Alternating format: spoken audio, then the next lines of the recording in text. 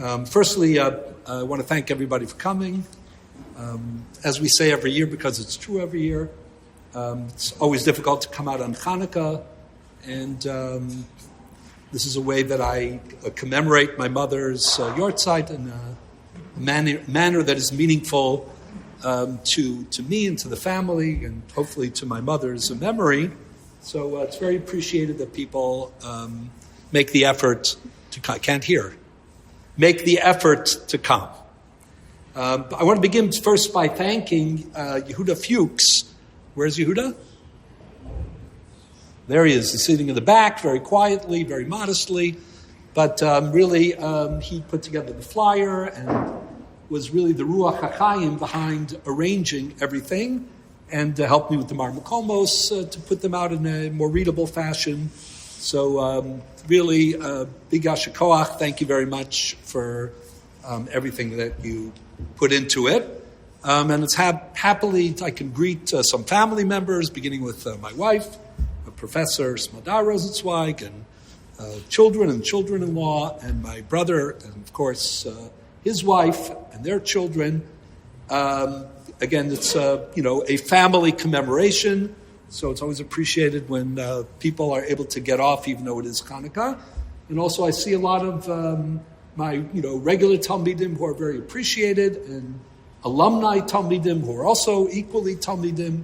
And I know again that everybody's very busy, so it's really very special to me that people come out to honor the memory of Imi Barasi Zacharna Lebracha. What I'd like to do this evening in the Shir is discuss the principle of Lo Sasur in a broad way, at least the Rambam and the Ramban's famous discussion of Lo Sasur in Sefer HaMitzvos Shorash Aleph and a little bit elsewhere, and to try to connect that to not only general mitzvos d'Rabbanan, but also to highlight that even though in the discussion between the Rambam and Ramban and others, that Hanukkah is treated as a regular mitzvah d'Rabbanan, but I think the objective evidence, at least according to some, is that Hanukkah has a very unique role, and it occupies a very special status, even among mitzvos d'Rabbanan, bordering in some sense on a kiyum d'oraisa. And I'd like to transition to that in the second part of tonight's presentation.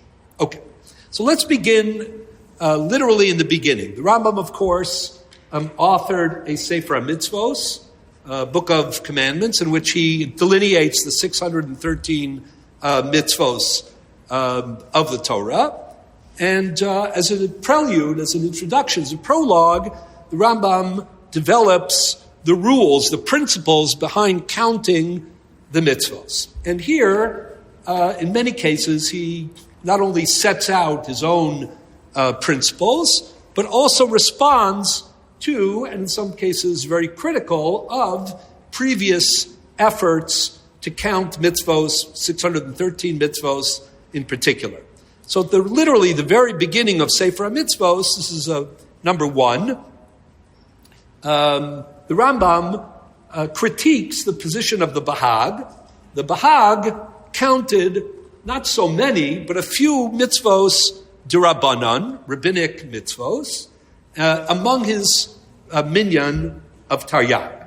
The first one that the Rambam zeroes in on in his critique, but by establishing this alternative system, happens to be the mitzvah of Chanukah. So the Rambam begins, this is number one, Hashoresh harishon she'ein roi limnos bechlal hazeh hamitzvos she'ein midrabanan. The first principle of counting mitzvos is that any mitzvah d'Rabbanan is excluded by definition. And he explains, Da ki zeha inyan lo yaroi la'orer olav lebiuro. Says the Rambam, actually you would think that this would be obvious, and therefore any discussion of it would be superfluous. Ki achar shaya l'shon Talmud, the Gemara says in Masachet Makos, that sheish meos u'shlosh asrei mitzvos nemar lo l'moshe misinai, nemar lo l'moshe misinai, 613 commandments were said to Moshe Rabbeinu on Sinai. So, Eich Nomar B'davar Shehu Midrabanan, how could a rabbinic requirement, which by definition means that it took place much later, how could that be included, B'chlal HaMinyan, among the group that is associated or identified with Ma'amad Har Sinai? Aval He'iruno Alav, says the Rambam, I wouldn't bother with this elemental idea, except that Bnei Shato Bo Rabim, there were many who made this error, referring to the Bahag and others apparently as well. According to Rabbi Yerucham Fishel Perlo, Rab Sajagon also meant to count certain mitzvos d'Rabbanan. Umanu, and the first one on the list, by the way, is Ner Chanukah Umikra Megillah, B'chlal mitzvos aseh, included among the essen that they count, specifically the Bahag, but others as well. The first one was Chanukah, the second one, or maybe as a group, Chanukah and Megillah. The Chain, and also a second group, Mea Brachos B'chol Yom, Nichum Avelim, Bikor Cholim, Kvuras Mesim, Halbashas Arumim, Chishuv Tkufos, Ushmona Asar Yom, Ligmar Bahen Esahala. So actually, all of it sounds like, number one, that there are two groups. This is a very subtle point in the Rambam. First he has Chanukah and Megillah.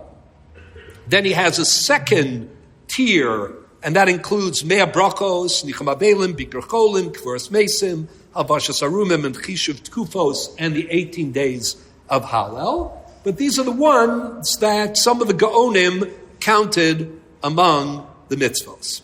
Surely, it's not a coincidence that there are two tiers, and that Chanukah Purim, it sounds like the Rambam's way, we'll get back to this, of saying that, if he could be sympathetic, I guess, to any mitzvos d'Rabbanan being counted, it would be Chanukah Purim first. He keeps repeating in Shorish Aleph, you don't have the whole thing here, but it just looks like we do. But the Rambam keeps repeating Chanukah Purim. He switches the order quite a bit between Purim and Chanukah, or Mikra Megillah and Der Chanukah, back and forth, but he always treats them together, as he does in Mishnah Torah and Yad HaChazaka. There, we'll discuss this more later, we'll get back to this, but the Rambam has a separate section called Hilchos Megillah v'Chanukah, right, which is, made up of these two halachos, as the Rambam says. We'll read it a little bit later on. So the Rambam's, proclivity to thinking that Chanukah and Purim, of course, go together. He put them together as a separate section that concludes Sefer Zmanim, surely very significant. But even when he's critiquing the Bahag, it's interesting that he makes this distinction. The others are all mitzvos of some sort. And I'll just add, we'll speak a little bit about one of them later, Birchas Hallel, that every one of the others that the Bahag is, according to the Rambam, wrongfully included in the list are things that have connections with themes that are doraisa. Okay? Nichum Avelim, Bikor Cholim, Kvuras Hameis, Halbashas Arumim, all of these are connected to Chesed, the Rambam's discussion in Hilchos Avel, where he himself thinks that these might be under the rubric of Yehavtas Reacha Kamocha. Chishuv Tkufos is, of course, connected to the issues of Kiddush HaChodesh and Ibur Shana, etc. Hallel actually is something the Rambam deals with also in the context of Hilchos Chanukah, and we'll get back to that a little bit later. But of course, Hallel is Divrei Shevach V'Hoda'ah. The concept of Shevach V'Hoda'ah is certainly a din doraisa. And Mea Brachos B'chol Yom also, even if the brachos themselves are d'Rabbanan, but the idea that they come under like a broader rubric, let's say, of tefillah, even though they're not Shmon Esrei, they're not what the Rambam counts in his Sefer HaMitzvos, or what he describes as doraisa in Hilchos Tefillah in the very beginning. But nonetheless, all of these examples that were counted in the Minyan, Taryag, according to the Rambam, wrongfully, happen to all be cases where there's a case to be made that the principles that underlie these D'Rabbanans are Doraisa themes and principles, and we'll see an echo of this later. The Rambam himself agrees with that principle in other places. He still has very rigorous standards for counting mitzvos, and therefore he excludes them and criticizes the Baha. The first thing that the Rambam says, as we already read, is that you can't talk about something having origins in Sinai if they're a mitzvah d'Rabbanan.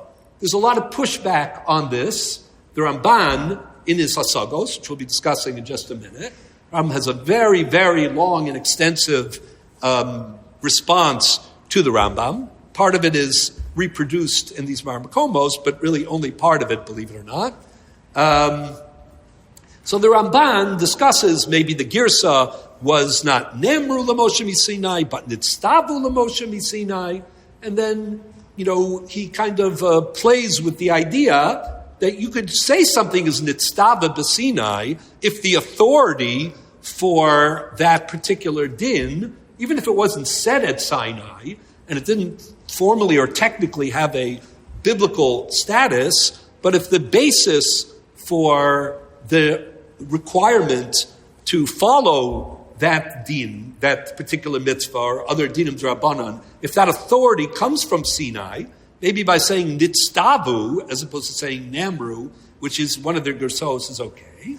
Or maybe even he plays with this idea with regard to Megillah especially, but also discusses the Gemara in Masechet Brachos on Dapei Amud Aleph, where the Gemara says ve'et darshans the pasuk ve'et nelecha, saluchos ha'even asher kasafti lehorosam, and there the Gemara speaks about all the different genres of Torah, the luchos, Torah, Tanakh, Mishnah, Gemara, all of having roots, in the experience of Moshe Rabbeinu on Har Sinai. So the Ramban says maybe what this means, and the Megillas Esther goes even further, maybe what it means is that although Moshe Rabbeinu was not supposed to reveal these, and they weren't biblical laws, and they weren't laws that applied in their time, but again, maybe the authority or Moshe Rabbeinu was given a glimpse into the future, to use the language of the Megillas Esther. If Moshe Rabbeinu knew these halachos and was obligated to reveal them and didn't, then he would be a kovesh nevuaso, and that would be a very serious problem. So no one is suggesting that. But the idea that somehow Moshe Rabbeinu on high was given, a peek into the future, that he would understand how the halacha would develop, a very fascinating idea, is something that those who are trying to defend the position of the Bahag against the scathing attacks of the Rambam discuss. But either way, that's point number one. But the second point of the Rambam triggered a far more vociferous objection for the Rambam. The Rambam continues, the im yimaneh kol shehu midrabbanan, the chlal taryag mitzvos mipnei shu nichnas tachas amor yis'aleh lo sasur, mipnei ma manu b'prat elu v'lo manu zulasam, ukemoshe manu ner Chanukah umikra Megillah haya lahem limnos netilas yadayim mitzvahs eruv kihine anachnu mevarchem asher kedishanu b'mitzvos v'tzivanu al netilas yadayim v'al mitzvahs eruv kemo shenevarech al mikra Megillah ulahadlik ner shal Chanukah v'akol midrabanan. So the Rambam here alludes to his position, which is found throughout his writings, and which the Ramban is going to dedicate most of this very massive, very extensive hasaga to debating, to disagreeing with. And that is that when the Torah uses the expression, I'll read the parsha in a minute, in Zakei Mamre, ki pale mimcha davar, when the Torah in Parshas Shoftim establishes how one applies the authority in halachic decision-making, and particularly how one neutralizes, the challenge from a Zaken Mamre, a rebellious elder. So the Torah uses the expression, lo sasur min hadavar, that you're not allowed to diverge even one iota, yamin usmol. And the Chachamim darshan, afilu omru al yamin shehu small, v'al smol shehu yamin, our belief in and our commitment to following the Chachamim, the Bezdin Hagadol, is absolute, and that's why we reject what otherwise would be the conscientious objection of the Zakein Mamre. Lo sasur min hadavar, not to diverge even an iota from the Chachamim's view, says the Rambam, is the basis for the prohibition to engage in Isurei D'Rabbanan and the obligation to follow the Chachamim when they institute either, a mitzvah or a minhag, a takana, a siyag, all dinem d'Rabbanan, we'll see this a little more explicitly in a moment, according to the Rambam, are protected by or supported by the principle of lo sasur, which is a biblical lo saseh, that the Rambam counts in his lavin, is an aseh and a lav. And according to the Rambam, what he's saying is, lest you, Bahag, say that the reason that you're counting Megillah and Chanukah and the second tier as well, the Meir Bracha Shabachol Yom and the Malbish Harumim and so on and so forth, is because it comes under the rubric, because you agree with me, that the principle of Lo Sasur, a Lav Doraisa, includes the obligation to follow Dinei D'Rabbanan. He says, if that were the case, so then there would be no excuse for there not to be every single Rabbanan under the rubric of Lo Sasur. Or another way to say this might be, either count one or count them all, but the idea of being selective, right, that is not acceptable. So the Rambam here basically stakes out his view that dinim d'Rabbanan are dinim d'Rabbanan and they don't belong in minyan mitzvos. However, at the same time, the Rambam opens the door for blurred lines between dinei d'Oraisa and dinim d'Rabbanan, biblical and rabbinic law, by invoking the view that he develops in other places, and that is that Lo Sasur supports Isurei and Mitzvos d'Rabbanan across the board. And nonetheless, says the Rambam, that's not an excuse to count them, right? And the question, of course, is why. The Ramban, interestingly enough, I'm going to read some of the Ramban. I can't read all of it, otherwise, it might take us till tomorrow. But the Ramban objects on this basis. The Ramban strenuously opposes the Rambam's view of Lo Tasur, as we'll see in a moment. But what he does say at one point is, Im kvar az kvar. If you really believe that Lo Sasur establishes that dinim d'Rabbanan are also dinim d'Oraisa, namely there's a mitzvah l'kayim, the mitzvah d'Rabbanan is a chiyuv d'Oraisa, and Isur d'Rabbanan comes under the Isur d'Oraisa of Lo Sasur. He says that I don't see why, you couldn't conceive that there might be distinctions within the mitzvos themselves. He doesn't explain that. Some of the Nosei Kelim defending the Rambam say, well, the Rambam already explained that.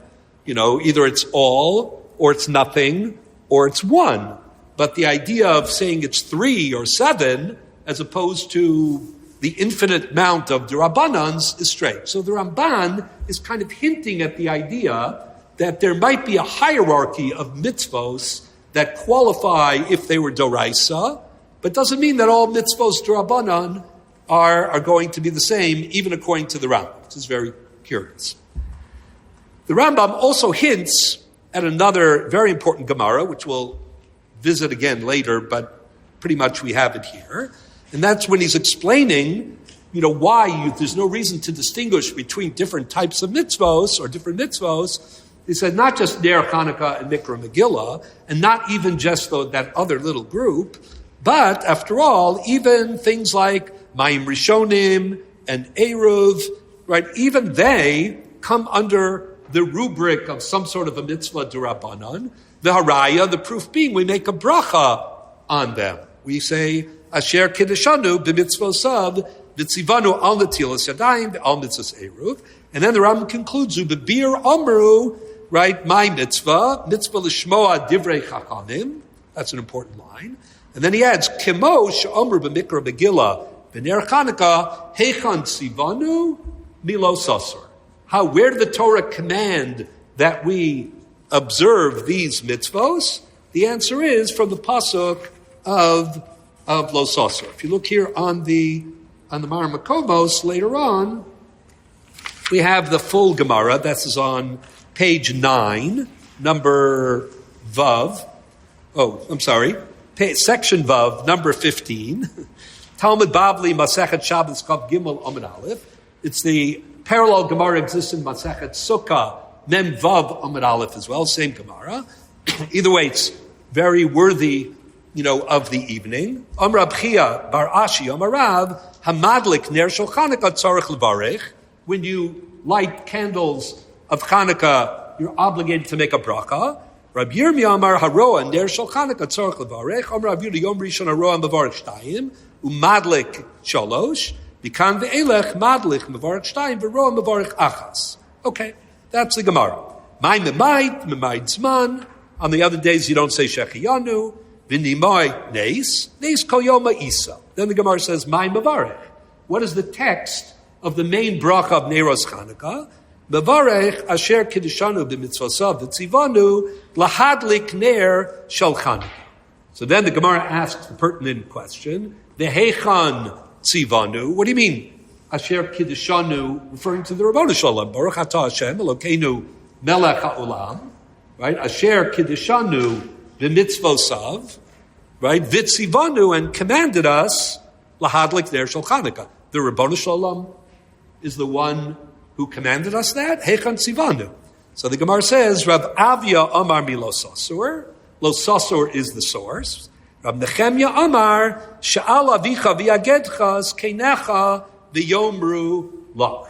You should ask avicha v'yagedcha. You should ask your father, and he will tell you. It's keinecha v'yomru lach. So there are two different psukim that are suggested as the source for vitzivanu, the obligation to, do a mitzvah d'Rabbanan, and that justifies the term vitzivanu. One is lo sasur. What the Rambam, of course, is underscoring is lo sasur. L'shitaso, consistently, he believes that lo sasur is the support for all dinim d'Rabbanan, whether it is gzeros, takanos, siagim, mitzvos, isurim, etc., as we will soon see. It's interesting that again the Ramban disagrees on this particular point. In the very end of the Hasaga of the Ramban, we'll hopefully get back to it a little bit later on. But if you look on page 4, okay. So, if you see, again, the Ramban is all over the place, so I apologize a little bit for that. But if you see in the bolden lines towards the bottom, it says, V'od odiacha, ki ha-mitzvos shechitshuos and chachamim, o anavim, kago ner Chanukah mikra Megillah, einon boin b'smach hazeh. This is where the Ramban, we'll see in a moment, who strongly disagrees with the Rambam's view about lo sasur. So how does he explain the Gemara in Masechet Shabbos and Sukkah that we say Vitzivanu based on lo sasur? We'll see soon. According to the Ramban, the connection between lo sasur and the obligation not to violate or to fulfill dinim d'Rabbanan is only an asmachta bi'alma. It's not a real source. It's not a real din d'oraisa. If you violate a d'Rabbanan or if you fulfill a mitzvah d'Rabbanan, there is no lo sasur, typically according to the Ramban. So he says, well, what do I do with the Gemara? The odo diacha ki ha-mitzvos shechidju chachamim or neviim kagon ner Chanukah mikra Megillah ein boim b'smach hazeh. Really, this Gemara is shalo aliba dehilchasa. Shekach, or that line in the Gemara, Shekach amr perik b'mem adlikin, and then he quotes the Gemara, and he says, after all, Heichan tzivanu, Rav Avia amar mi lo sasur, Rav Nachman amar mishal avicha v'yagedcha zkenecha v'yomer lach. Ratza Rav Avia Lomar, Kashem Shekol Agzeros Vasyagim Shel Devreim Smuchin Alav Delos Asur, Kemoshes Kira Perik Mishamesu B'inin Kelayim. I'll explain that soon. Kach mitzvos shechitchu, so too mitzvos that were created, not just siyagim and takanos that support existing dinim, but even wholesale created mitzvos d'Rabbanan like Megillah, Kigon Ner Chanukah, smuchin aloso alav be'atzmo. But Rav Nachman Bar Yitzchak Amar she'ein smach ba'oso alav ela divrayim sheyesh bam ikar b'Torah. The reason that we have the other view is because he rejects the Rambam, let's say, Udi Imei, that Mand Amar and the Rambam after it. Aval mitzvos hambechudashos mehem ein lam smach ela bepasuk she'al avicha v'yagedcha zekeinecha v'yomru lach. V'atamba zeborur she'advarim shehem mosifin b'mitzvos haTorah atzman ke'ein perush haTorahu shehem omrim kol tzemru pishtin v'kilayim v'kol shvus u'malaka, which is particularly interesting for the Rambam. Ukiyotze ba'elu, she'ilo hayadatam kain, hayinu chayavim lahamin osam v'zeh halav. B'vadai she'mechayev osanu lahamin b'torah kefi pirish she'ifar shu'eh. Aval k'she'omrim hadliku ner Chanukah, ein adam yachal lahasmicho al zeh halav, b'shum minyan, she'ein zebah b'klal ha'kasuv, she'omar ki palei mimcha davar l'mishpat, ela b'klal she'al avicha v'yagedcha, zkenecha v'yomer lach, she'hitzava l'kabo min azkenim al ha'klal. V'yesh chach me'atalmud cholkin hazeh, v'sovrim she'ein anu rashayin lomar sher tzivanu b'mitzvos kenim, v'huskar b'lulav HaRav. So the Ramban, to be consistent, says that even though most Rishonim think that the debate about what the source for v'tzivanu, whether it's the pasuk of Lo Sasur or Shal Avicha V'Yagedcha, it's kind of a technical argument, this makar or that makar. The Ramban understands that the Mandamar who says Shal Avicha V'Yagedcha rejects Lo Sasur, thinks that Lo Sasur might apply as an asmachta at least to things that have to do with expanding or protecting existing dinim doraisa, but a wholesale creation like Mikra Megillah or Ner Chanukah with its own complex dinim, etc., that's a total standalone d'Rabbanan. There, a totally different pasuk. Shal avicha v'yagedcha, zkenecha v'yomru lach. It's not a lav, and it's not naseh. It's just the Torah, matter-of-factly, telling you that part of the authority of the Chachamim is that you're obligated to listen to them, even in matters of policy, and dinim d'Rabbanan come under the rubric of policy. So the argument between the Rambam and the Ramban, even as is hinted in the brief presentation of the Rambam, I cut out much. It's much more extensive than I have here, but I took out the main ingredients. Is already very clear. However, in order to understand better this argument between the Rambam and the Ramban, we need to access and assess this broader debate about the status of mitzvos d'Rabbanan and Lo Sasur. Number one, it should be noted, as the Ramban himself does. You can see I boldened, to save time, so you can either now or later look up some of the comments. The Ramban was very aware of the fact that the Rambam develops this principle that Lo Sasur supports, I'm using the language intentionally, you'll see why later, all aspects of Dinei D'Rabbanan, mitzvos, isurim, siyagim, takanos, gezeros. He says this throughout his output, throughout everything that he wrote. So, for example, if you look at the Ramban in number 2 on page 1, Hine bekane viosanu meshach ha'inu l'daber b'meshach HaRav matmiya osanu. Says what I really want to talk about is not so much the bahag and the counting of mitzvahs d'Rabbanan, but this comment that the Rama makes that every d'Rabbanan is supported by Lo Sasur.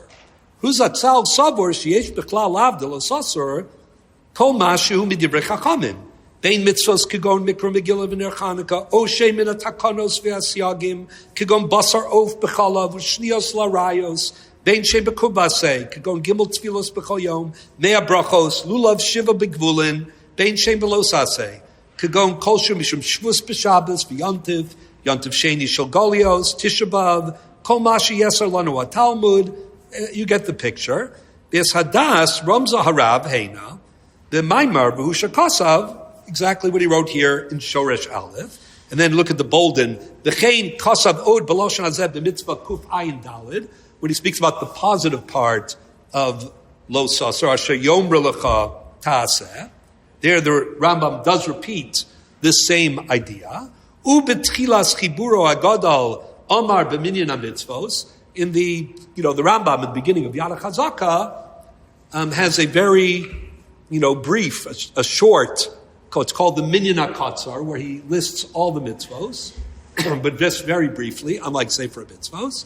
And then immediately afterwards, he makes some comments, he tries to explain why the mitzvos D'Rabbanan are not a problem of Baltosif, also a very big theme of the Rambam. The Rambam was Omed ala Mishmar in the totality of the structure of Jewish law.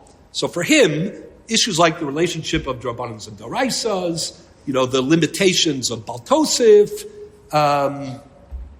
this whole question of different strata of halacha is a very, very crucial question. So right after the Minyan HaKatzar, he talks about Mikra Megillah, mostly, a little bit about Neiros Chanukah, and once again, he repeats the idea that Lo Sasur establishes that all Dinim D'Rabbanan have an aspect or a facet of D'Oraisa as well. So that's the third place that he speaks about it. And then, of course, he speaks about it, most explicitly in Perek Aleph of Hilchos Mamrim. That's where you would expect that the Rambam would speak about it. And if you look here, this is on page... that's the most important text. This is on the bottom of 6, really the beginning of 7. Rambam Mamrim Halacha Aleph and Beis. This is where this classical view is, codified in Mishnah Torah. Bezin Hagadol Sheb Yerushalayim. This is Halacha Aleph.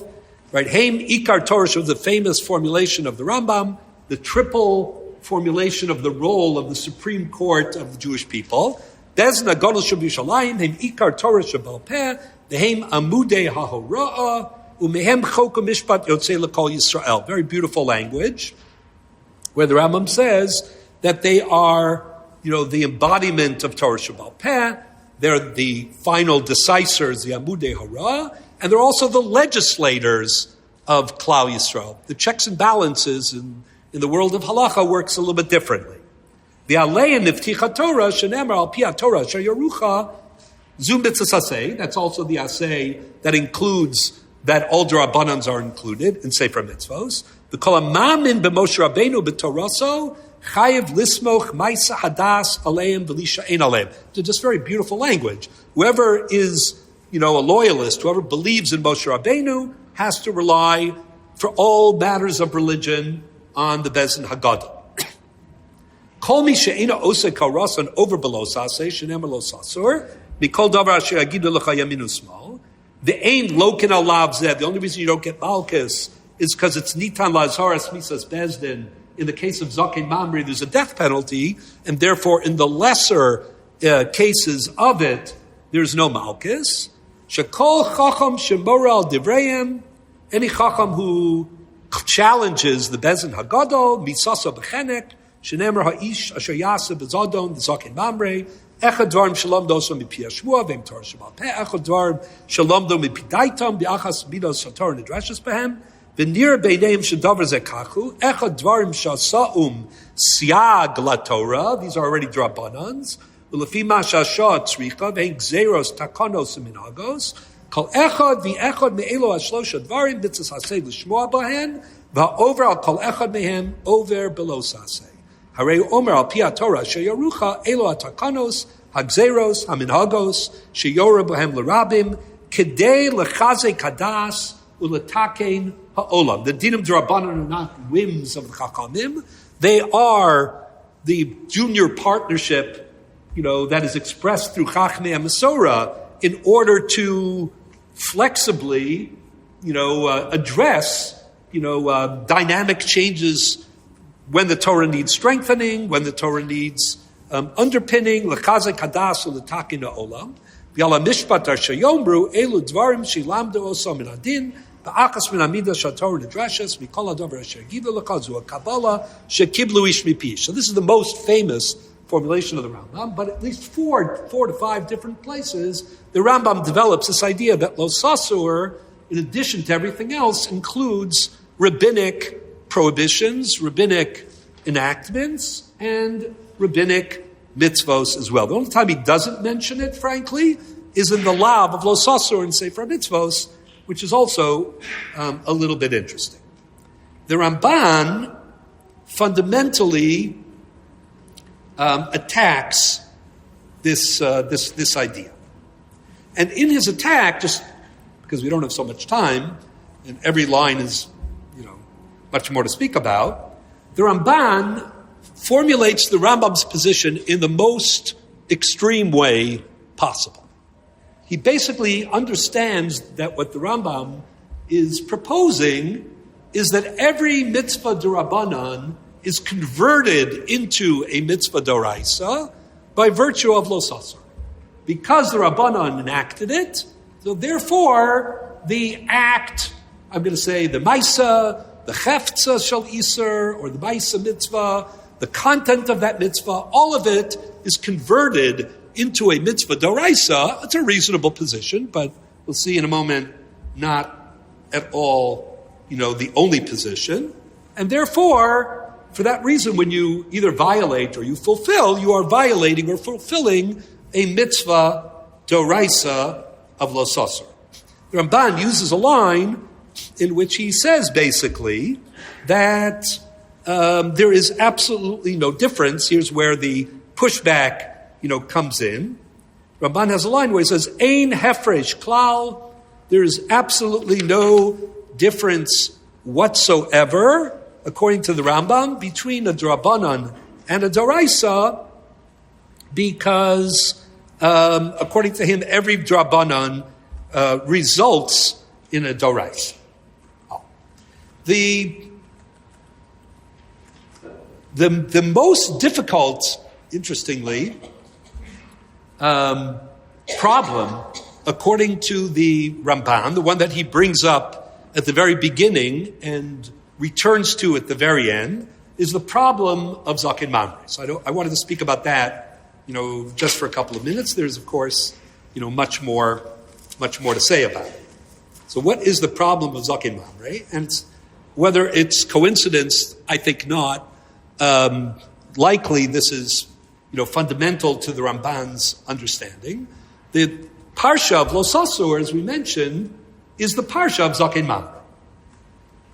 And therefore, the Ramban's take here is, I think, particularly characteristic, and it provides an opening to understanding things differently. If you look here at page 5, just the background very quickly, base, we have Parshas Shoftim. This is the Psukim. Ki pale mimcha, I don't know how ki pale somehow got lost, but it's an unbelievable, phrase. Ki pale mimcha davar, when you're astonished, when you have nowhere to go. Davar lemishpat, bein dam ledam, bein din ledin, bein nega lenega. Any branch of halacha, all the different mixos haTorah, you go to the same place. Right? There's a concept of specialization, but Bezin Hagadol is the single venue to resolve all problems.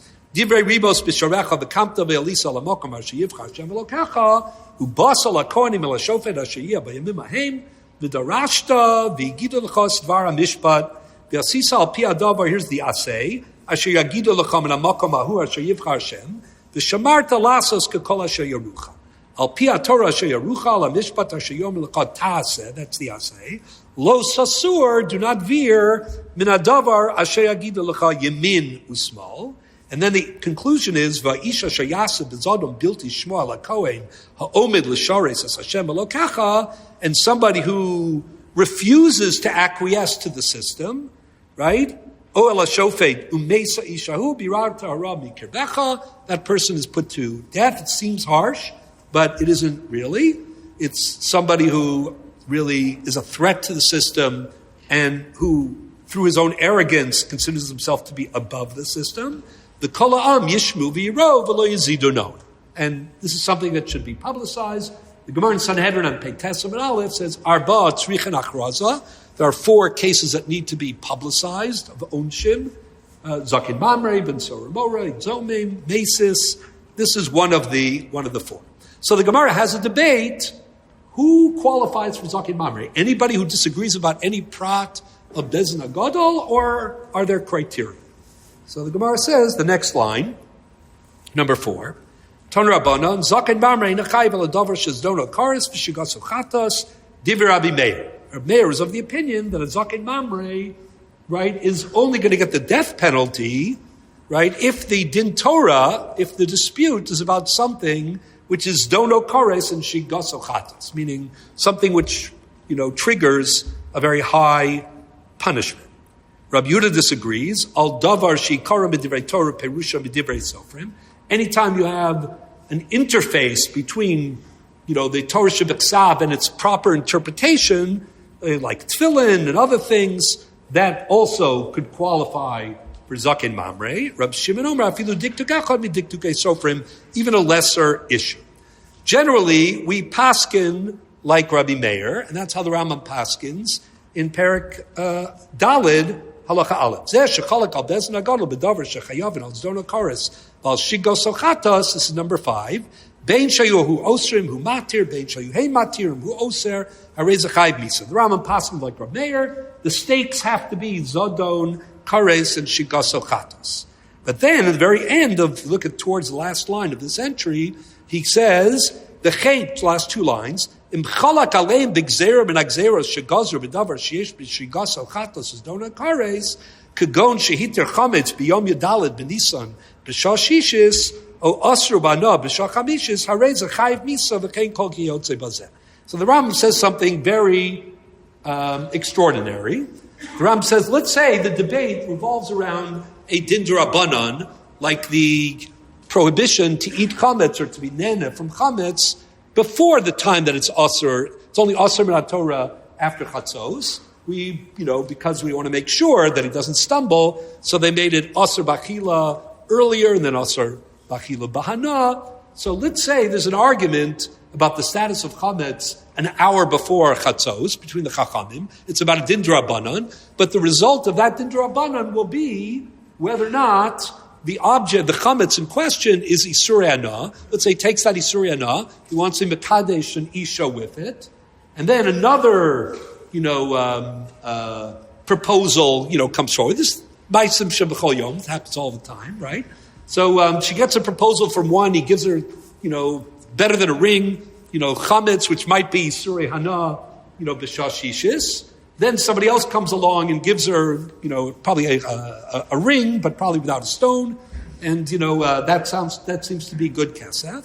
But the question is whether or not the second kedushin is chal or the first kedushin is chal. The nafkamina is dono kares v'shigaso chatos. Because if she were to, live with the wrong would-be husband, that would be catastrophic. So the Rambam is bechadesh that if the Zaken Mamre disagrees with Bezin on this din d'Rabbanan of chametz b'shah shishis, that qualifies for the misa of Zaken Mamre. And then Ram goes on in Halacha Beis to explain it, etc. Question is, what is this based on? So the Ramban here in Sefer Mitzvos, most people just assume it, the Mishnah Lelach just copies it, basically says that the Rambam is l'shitasa. Since the Rambam holds that lo sasur applies to every din d'Rabbanan, every d'Rabbanan is also a d'oraisa, the way that the Ramban understood the Rambam, there's no such thing, there's no blurred lines, there's totally blurred lines, there's no clear demarcation between dinim d'oraisa and dinim d'Rabbanan. So every din d'Rabbanan is really a din d'oraisa of lo sasur. So the fact that, as long as there's a consequence of zdono chatas v'shigaso, of zdono kares v'shigaso chatas, that's all you really need.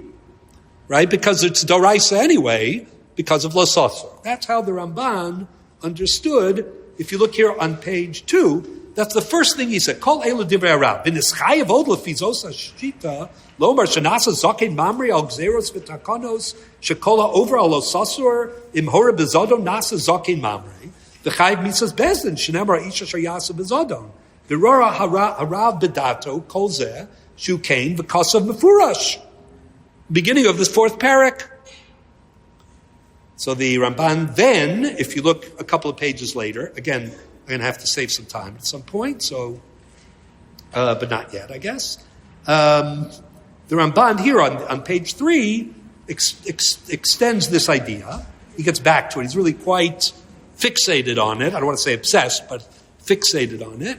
Umidina zaken atzmo mizbara, that if you look at the towards the middle of the page, the bolded lines, midina zaken atzmo mizbara inyan bir nachon ki kol ma shechashav v'darish ba'ara beinu emes aval dor barahu she'enu nasi zaken mamre al shedlevrayim klal.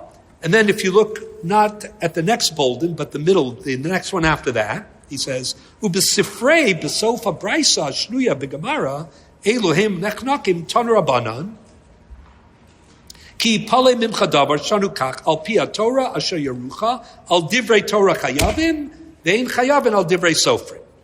So there's this fascinating sifrei that says that zaken mamre can only be on divrei Torah, not on divrei sofrim. So the Ramban says that's against the Rambam's psak.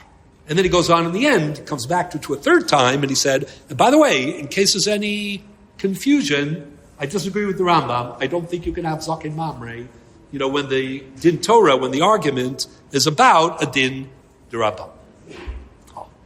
So, in my opinion, this is a great example where the Ramban's extreme reading of the Rambam, namely, that the Rambam has obliterated any difference between Drabanan and Doraisa, that every Drabanan is a Doraisa on a certain level, right? So then he's reading the Rambam in Perek Daled. The Rambam has this enormous chiddush that zaken mamre can revolve around the din Drabanan as long as the impact is consequential enough.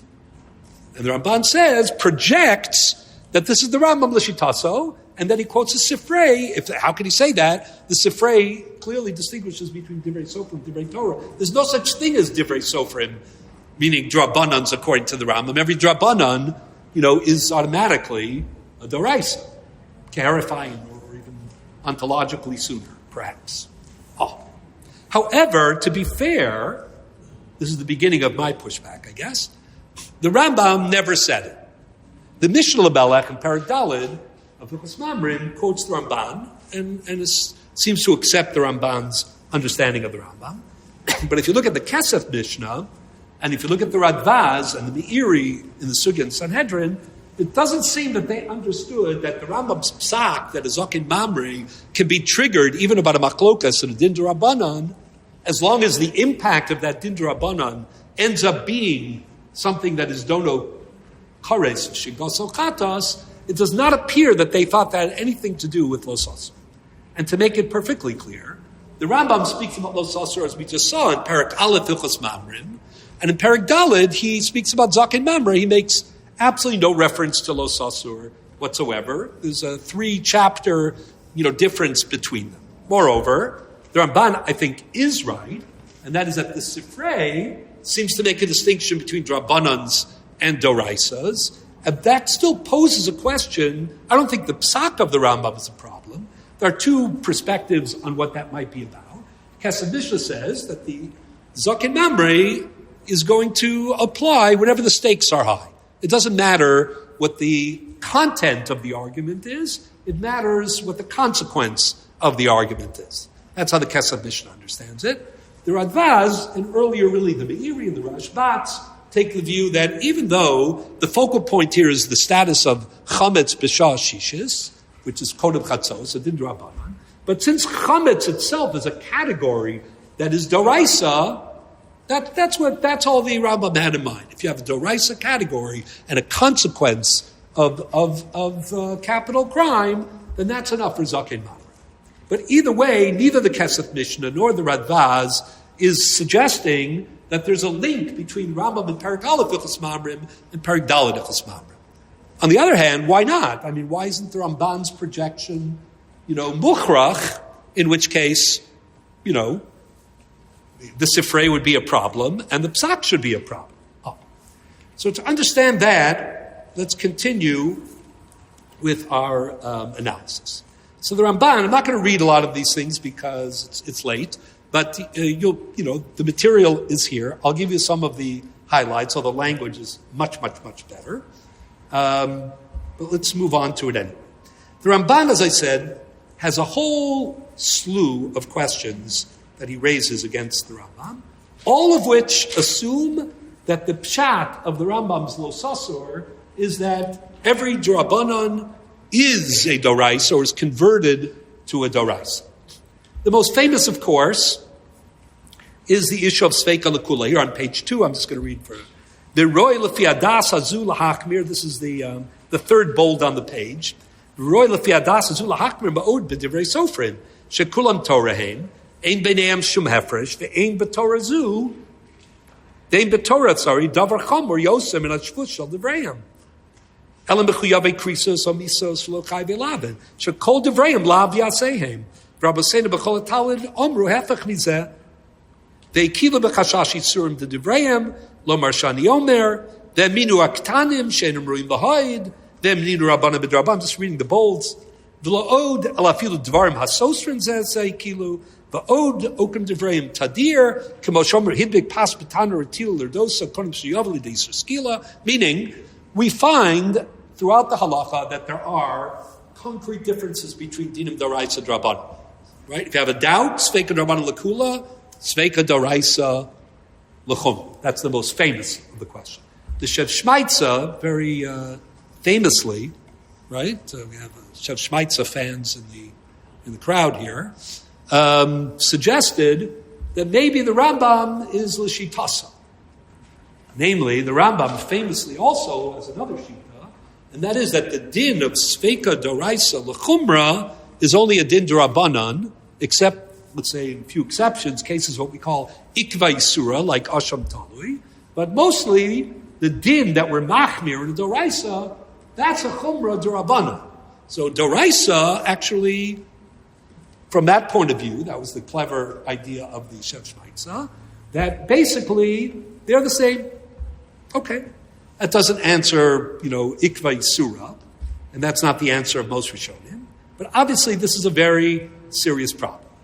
Secondly, the Gemara says in Brachos and Daf Yud Tasur Beis, I'm just going to bring you a couple of the questions, some of the more famous ones.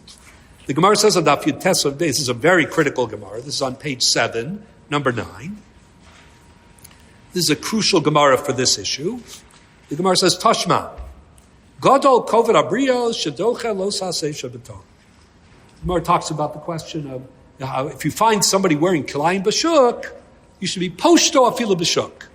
If it's Kilayim D'Oraisa, you should disrobe him. Sounds very, a little bit challenging, but disrobe him even in public. The Gemara says, but if it's Kilayim D'Rabbanan, then you can leave him for now. The Gemara says, Amai, why? Because Gadol Kovid Abrios Shadocha Los Hasei Shabbaton. Because Kovid Abrios is so great, it can thrust aside a lot. The Gemara says, Amai, Leimein Chachmein Tfunayin Eitzel Neged Hashem. We have a rule that when it comes to Chilul Hashem, Ein Cholkin Kavod L'Rav. So Tirgam Arabah, Barshava Kamid Rav Chana, Belav de Lo Sasur. So no, we're talking about the lav of Lo Sasur. So the Gemara says, Achikul, I lav de Lo Sasur Doraisa he. What do you mean? Lav de Lo Sasur is also Doraisa. Why don't you apply the principle of Ein Chachmain Tunai Netza Neged Hashem? The Gemara says, Omer Rav Chana, Gaber Rabba Omer Milsa Lo Tachikul. The Talmud Chacham says something, don't mock it. He knew what he was talking about. What he meant was, Kol mili d'Rabbanan asmechinu alav de Lo Sasur. Mishum kvodo sharu Rabbanan. Now, what does that line mean? So the Ramban, I'm not going to read it inside, the Ramban says that what this line means, this is the line that contradicts the Rambam. It means, Kol midud Rabbanan, the only connection to Lo Sasur is an asmachta bialma. It's not a real source. Really, a D'Rabbanan is nothing more than a D'Rabbanan. And therefore, D'Rabbanans have different rules. In Doraisa, Mishum Kvodo, Sharu Rabbanan. But according to the Rambam, who thinks that every drabanan is a daraisa based on los asur, what is the Gemara saying? What does the Gemara mean when it says kol mili drabanan as mechinu alav de los asur? And secondly, if kvod, if kavod abrios is not an excuse for other labin, then why is it an excuse for the drabanan, which triggers the lab of los asur? We'll get to the answer for the Rambam in a minute. Moreover, we find not only Sveika Drabanan Lakula and not only Kavod Abrios, we also find other dinim. Hemnu Rabbanan Bidrabanan. We say about B'dikas Chametz that a katan is also believed. Why? You don't usually believe a katan when you need nemanus, because it's a mitzvah Drabanan. Hemnu Rabbanan Bidrabanan. So the Ramban says, again, standard differences between Doraisas and Drabanans are contrary to the Los Asur theory of the Rambam. The Tashbates has actually a couple of additional questions. There's a din in Hilchos Nedarim whether you could accomplish hatfasa b'davar ha'asur or only b'davar ha'nadur. What is the status of a din drabanan? So from Gemaras it would appear that the status of a doraisa is that it's a davar ha'asur, and that's one kind of an issue. But a drabanan is not called a davar ha'asur. How can it not be a davar ha'asur? According to the Rambam, who says that it's los asur. Moreover, the Gemara in a bunch of places, in Masechet Yoma, Nazir, and other places, seems to say, we have a rule, and that is that a nishba l'kayim is a mitzvah if a person makes a shvuah and takes an oath that he will fulfill a certain mitzvah. Meaning he affirms the mitzvah is, I'm going to build a sukkah, I'm going to sit in the sukkah. Right, actually, Gemara's example is to build the sukkah, but whatever. I'm going to sit in the sukkah. You're already obligated to sit in the sukkah. So if you don't violate the shvuah, because he's mushba v'yomeid mi'ar Sinai. It's like a gratuitous, redundant shvuah. Right? That's the din of shvuah l'kayim es ha-mitzvah. But if you look at those Gemaras, it seems that they distinguish between isurim doraisa and drabana. When it comes to doraisas, we say mushba v'yomeid, it's superfluous, ein shvuah chala al shvuah. However, when it comes to a din drabanan, there we do apply the din of, a shvuah. We assume that it's not mushba v'yomeid. So the Rashbat, not the Ramban, but the Rashbat says, I don't understand how that could be. Every drabanan is los asur. The Ramban asks the question. The Gemara says in Shabbos, Daf Mem Amud Aleph, in the famous Gzeras HaBalonim, Second Shabbos, a very good Masechta. Ha'over al derabanan, if a person's violation of an Isur derabanan, right? Nikra avarya. He's called an avarya. So the Ramban says, what an unnecessary statement. Of course he's an avarya. He's an avaryan daraisa. He violated los asur. Well, why did he need the Gemara to tell me that a violator of a din daraisa? If drabanans are fundamentally different than daraisas, then maybe he's not called an avaryan. He's not a good guy, but he's not an avaryan. And so on and so forth. How does the Rambam, defend himself from all these questions? So again, it's I want to get in some discussion of Hanukkah too. So let me say very quickly, but each really requires much more. So the most famous answer to this question is the one that the Ramban himself rejects. The Ramban says, you might think that the answer is that there's a difference between Rabbanans and Daraisas according to the Rambam in a technical way. Namely, the Rabbanan were the framers of the Din D'Rabbanan, and therefore they had input into the structure and therefore the rules that govern the D'Rabbanan to begin with. So they could determine when the Torah's Vadai, the Rabbanan applied, what the parameters, of halachos or Dinei D'Rabbanan are. So that's what basically the Ramban suggests. And then he says, Chas v'shalom, it's all wrong. You can't say such a thing. Okay, what does it mean, though? This is what some Mefarshim explain. Kehai gavna, we say, lo tiktu. Meaning, for example, when it comes to Safek, the Chachamim themselves said that we want you to do X or we don't want you to do Y. But they themselves, as the framers, structured in, however, in the Mokum Safek, we're not gozer, or we're not mitzvah. So if that's the case, the there can be differences between Rabbanans and Doraisa. The Rebbeinu Shalom framed the Doraisas. He didn't put in that Tanai, except maybe according to the Rambam, right? Who said, as the Shev Shmaisa points out, that many cases of Safek L'chomra are only themselves a Din Rabbanan. Discussion also of Rav David Bonfield and Psachim. But even if, according to the standard view, right, since the Chachamim did frame, they were structurers, so technically the rules can be different. And this is applied in different ways. You could apply it to the din of Safek L'kula, Kai Gavna Lo Tiknu. You could say, they also agreed with the parameters of Nemonasar, Hemnu Rabbanan Bid Rabbanan. You could even say, and Rashi says this, I'm not going to read it right now, that's how Rashi reads the Gemara in Brachos on Daf Yud Tes, that basically, what the Gemara say, Kavod Abrios is Doche Los HaSeisha B'Torah. And then the Gemara says, Ein Eitzah, Ein Tuna, Keneged Hashem. Says the Gemara, we're talking about Losasa. Then the Gemara says, Losasa is Doraisa. The Gemara says, right, nonetheless, even though it's Doraisa, Asmechinu, Rabbanan, right, Akra, the Losasa. So Rashi says, what that means is, they're the framers of this Rabbanan. Part of their framing was that they were mochel, their kavod, that there should be this din d'Rabbanan, the makom kavod abrios. I mean, they structured into these laws, these different standards. That's how the Mari Abuav in Masachet Beitza explained. The Gemara in Beitza discusses whether or not the din of davar sheyesh lo matirin applies in Sveika d'Rabbanan l'kula.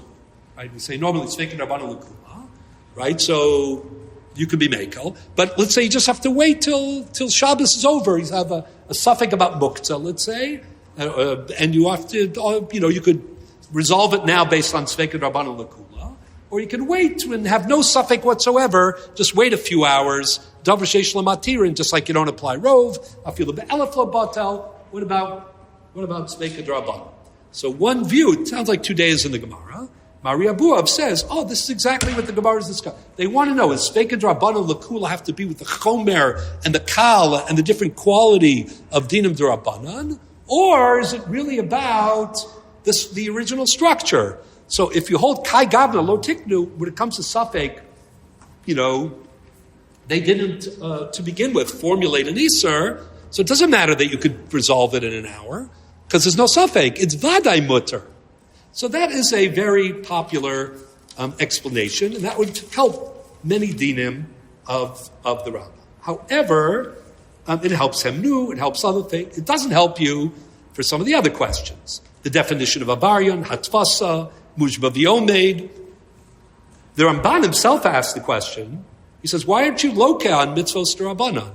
Lest you say, because lo sasur is a lav shenitam lazaris misas bezdin. He said, okay, but there's an argument in the Gemara whether or not lav shenitam lazaris misas bezdin is loka or not. So according to the Mandamar, if we could find him that lav shenitam lazaris misas bezdin is loka, would you be loka on every Isur d'Rabbanan? We find the onish is nidui, we find it's makas mardus. None of these answers get answered with the kai gavna lo tiknu question, because these are all cases where you do violate the drabbanan. The kai gavna lo tiknu only helps you to say that the original structure, right, excluded or included these different standards. But where you actually violate, why would we have to tell you that you're an avaryon?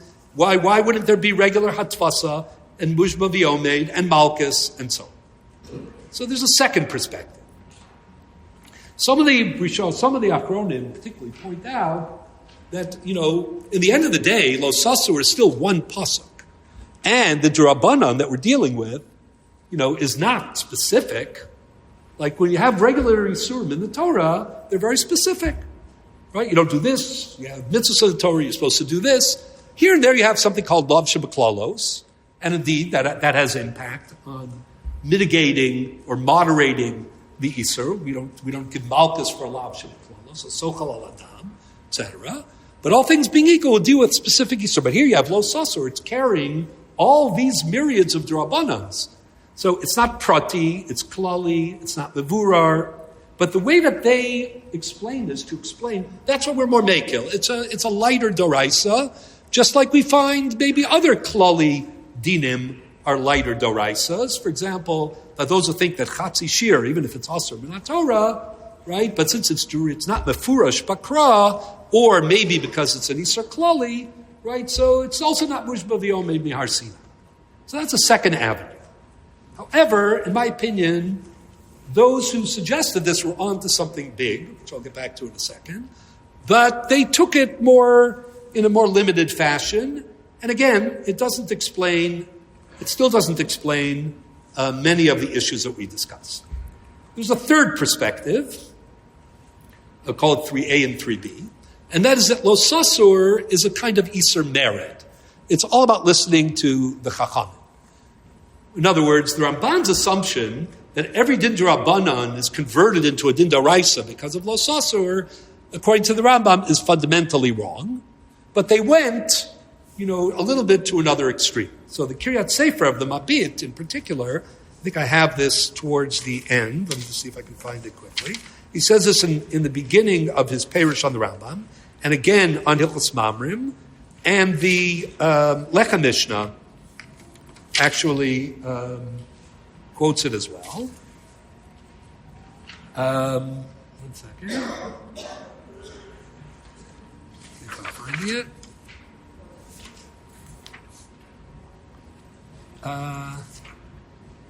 If not, I'll tell you what he says. I have it here somewhere for sure.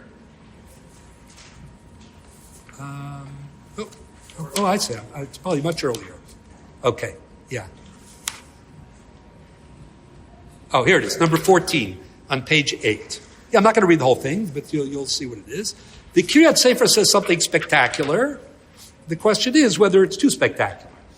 What he says is that Lo Sasur is an Isur merit. But what he means by that is that basically, what is the Parsha of Lo Sasur? It's the Parsha of Zaken Mamre. And the Zaken Mamre, it's really a multiple Parsha. It's Ki Palim Imcha Davar, right? It's the Kamta V'Alisa.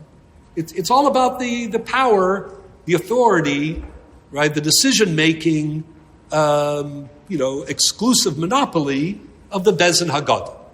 But it's also to exclude, right, the competitor, the Zaken Mamre, who is a rebellious elder. He's a Mamre, he's a Morid. He's been married. So the Kiryat Sefer says, when the Rambam says that you violate Lo Sasur and D'Rabbanan, he didn't mean to say that every time you violate an Isur D'Rabbanan, no matter what the conditions, that triggers Lo Sasur Min Torah. What he meant is, if you violate a D'Rabbanan in principle, it's hard to say in principle because we think it's wrong, meaning if you challenge the Chachamim's authority to be metakein mitzvos or isurim d'Rabbanan, meaning if you are the hedjot equivalent, right, of a zaken mamre in challenging the authority of the chachamim, so then you violate Lo Sasur. But if you stam, you're lazy, right, and you didn't do the mitzvah d'Rabbanan, or you're ochel teyavon, you're not trying to make a statement, you're not challenging the authority of the chachamim, then there's no Lo Sasur. That is the position of the Kiryat Sefer. Now that's a spectacular idea, right? But it doesn't seem to be what the Rambam is saying, number one. Number two, it leaves us, with problems. Number one, it wouldn't be true that you would violate Lo Sasur, in many of the cases that the Rambam is talking about, including Shoresh Aleph. But number two, as I said, it would leave you, with a lot of issues. For example, anytime you did, violate, call it lahachis, by challenging the authority of the chachamim, would you then apply, the principle of malchus?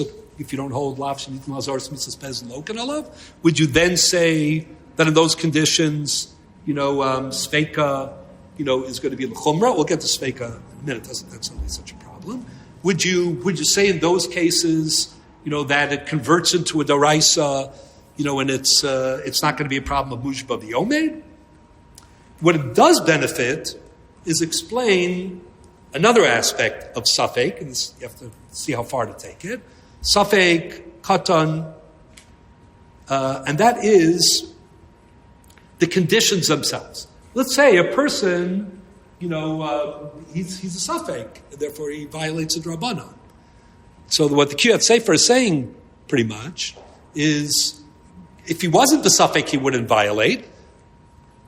So therefore the fact that he does is only because it's a din drabanan, not because he's challenging the authority. On the contrary, he's relying on the other tzara safek, even though maybe he shouldn't. That's not called merit. Or the katan says that, he's going to be an aid. Normally we don't rely on a katan. But somebody who's relying on a katan, as opposed to saying, I don't care, even if there's no evidence, right, is not a mored. Oh. So there is some merit to the position of the Kiryat Sefer. I think even more is that it feeds into the next idea. And that is, the Rav Zatzal, and I think this is mostly what Rabbi Chana Wasserman wants in his Kuntres Divrei Sofrim, and the Neshech Chachma says something, I think, similar. It goes back and forth between two things in his Parish al Torah.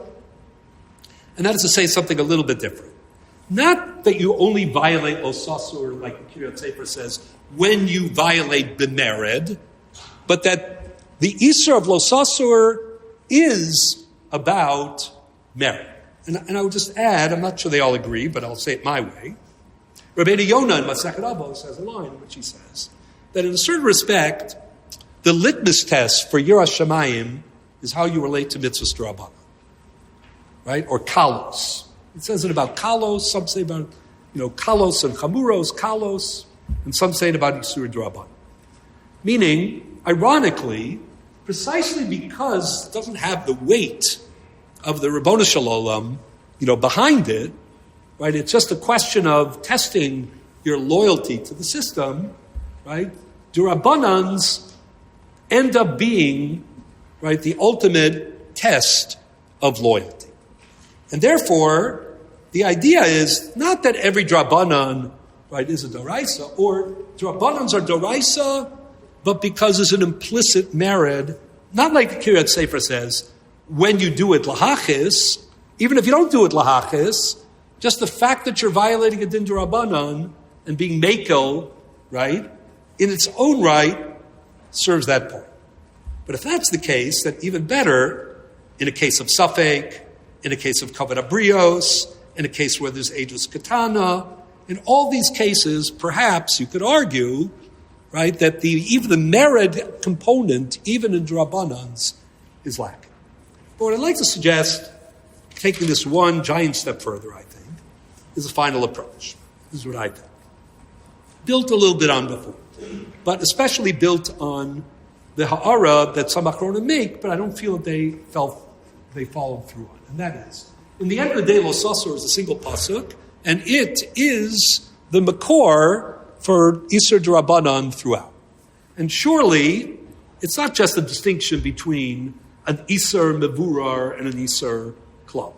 The bigger idea is that because this one Lo Sasur, which is connected to Zaken Mamre and to the idea of Mered, and building one off the previous explanations, because of that, the idea is that really there's no conversion of D'Rabbanans into Doraisas.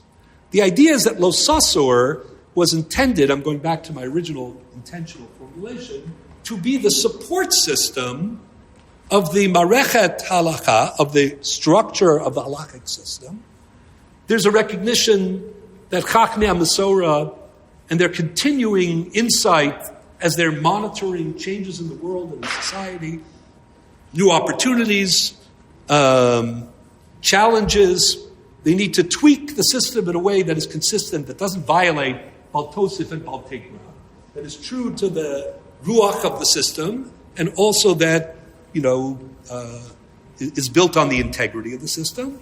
That without Chachmei HaMasorah and their capacity for mishmeres limishmarti, or even to create mitzvos d'Rabbanan, to respond to certain situations, to accentuate certain themes that, because of opportunity or because of circumstance, need even more accentuation. Without the Chachamim, there can't be a system. They are the junior partners in every respect.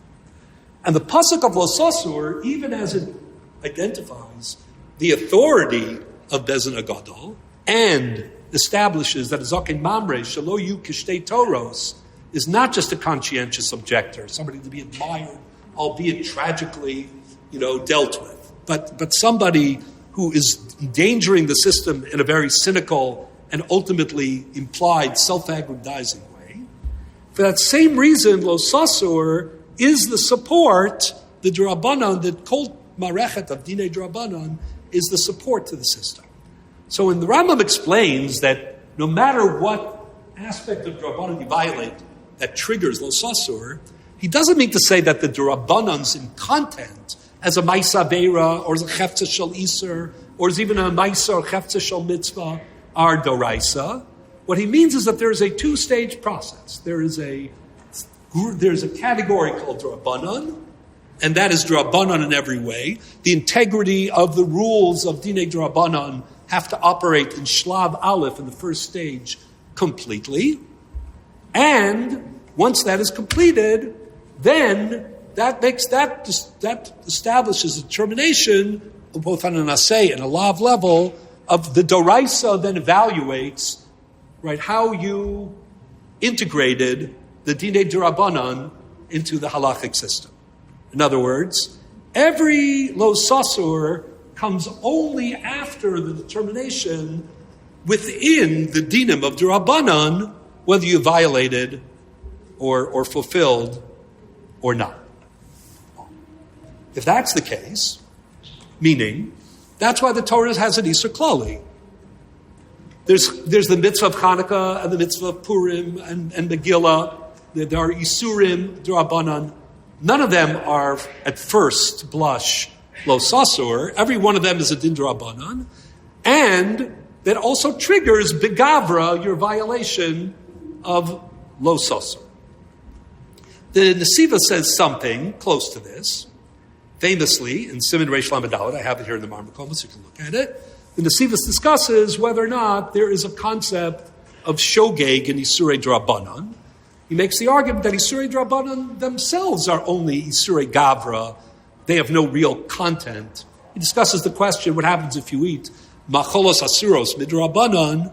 Is that if there's no Metamte Mesalev, it's just an Isur Gavra, right? In some respects, Isurei Doraisa, the Maisa Beira, is a result of the Chefza Shel Iser, and Isurei D'Rabbanan, the Chefza Shel Iser, is a result of the Isur Gavra. They almost work in opposite ways. The Nesiva suggests there's no real Shogeg Aveira in a D'Rabbanan, and that there's no Timtum Alev in Macholos Asuros D'Rabbanan. But even if you disagree with the Nesivas, which many people do, and you think that on a D'Rabbanan level there's a concept of Shogeg, there's a Chefza Shel Iser, my suggestion is that the Lo Sasur connection to D'Rabbanans is only on a Gavra level. It's never the conversion of the Chefza itself. And if that's the case, then we can appreciate all of the answers to the question. Because whether it's Safek or Namanus, or Kavod Abrios, in the end of the day, what the halacha is telling us is you have to deal with each one on the integrity of the performance as a D'Rabbanan. Once you've done that, that will determine whether you violate Lo Sasur or whether or not you're Mekayim, the mitzvah, Asher Yomer Lach, essentially. But that's a second stage. It has nothing to do with the Chefza of the mitzvah itself. So, for example, when the Ramban says, well, according to the Man Damar, who thinks that there's Malkus for Lav Shenitin Lazar, Misas Bezdin, every D'Rabbanan should get Malkus. No, Chas v'Shalom. It's a Lav Shem B'Maisa in the most extreme way. There's no Maisa Aveira Doraisa. There's no Chefza Shel Aveira Doraisa. If you violated D'Rabbanan, there's something called Lo Sasur or Asher Yomer Lecha that you're credited or demerited for in that context. And if that's the case, in a way, the simple little Gemara in Shabbos on Mem Amud Aleph about the Balanim, where the Gemara says you should know that an Avarian D'Rabbanan is also an Avarian, is actually a perfect comment. Because what we're really being told is, on a Gavra, Nisar Gavra level, on a Rishas HaGavra level, if you violate D'Rabbanans, you're a Rasha of Lo Sasur. You're not a Rasha of this particular Takana, you're a Rasha of Lo Sasur. You can be an Avarian without doing a Maisa Aveira or a Chefza Shaliser Doraisa. And indeed, that's why Mushba V'Yomed, not a problem. Because no Mushba V'Yomed, it's not miyutar to say, I'm going to make a shvua to support Yilakayim to affirm this mitzvah d'Rabbanan. Because it's only a mitzvah d'Rabbanan. There's no Chefza Shal mitzvah d'Oraisa. And Hatfasa is not a problem.